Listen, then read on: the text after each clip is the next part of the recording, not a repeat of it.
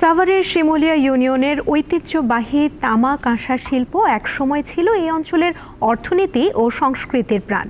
সময়ের পরিক্রমায় হারাতে বসলেও এখনও এই শিল্প টিকে আছে কিছু কারিগরের হাত ধরে।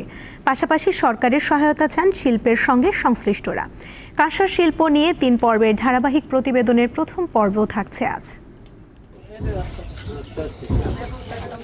ঢাকার অদূরে সাভার উপজেলার শিমুলিয়া ইউনিয়নের কাসইর, লালারটেক, কান্ঠাপাড়া, নতুন বন্দর, বাগবাড়ি ও ভাড়ারিয়া একসময় এসব এলাকার ঘর জুড়ে বাজত হাতুড়ির শব্দ।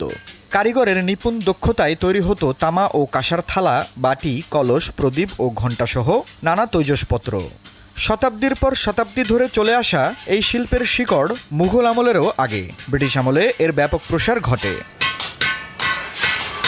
বর্তমানে স্টিল, মেলামাইন ও অ্যালুমিনিয়ামের সঙ্গে প্রতিযোগিতায় টিকতে না পেরে ধীরে ধীরে হারাতে বসেছে কাঁসার ঐতিহ্য।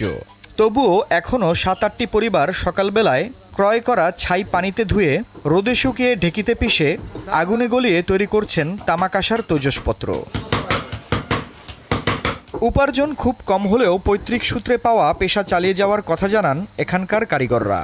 ঢাকা থেকে ছাইগুলো আসে, আসার পরে আমরা প্রসেস করার পরে তামার গুঁড়ো বের হয়, এগুলো গালে গুলে কাঁসার থাল থুল বানায়। ঢেকিতে পারিয়া গালিয়ে বানিয়ে দেয়, পিতলের অ্যাঙ্গেল বানিয়ে দেয়, ওইটা আমরা ফিরে গালিয়ে আমরা এই মালটা বানাই।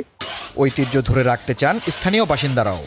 আমাদের প্রায় 280টা দোকান ছিল, এইটার সাথে জড়িত ছিল।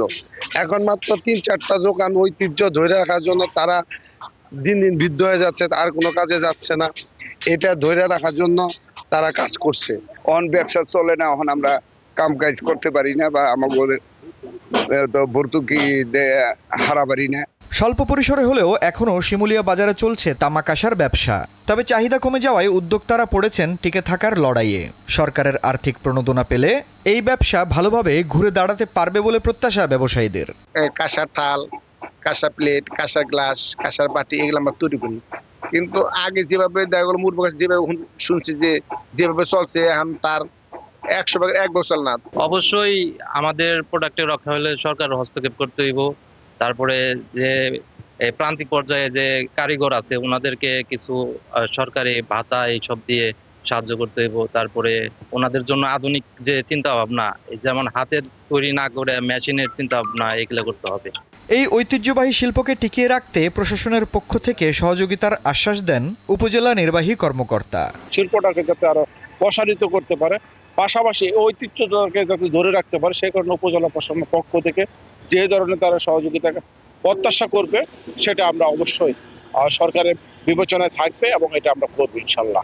বর্তমান বাজারে কাঁসার তৈরি বিভিন্ন তৈজসপত্রের প্রতি কেজির দাম ২৫০০ থেকে ৩৫০০ টাকা পর্যন্ত।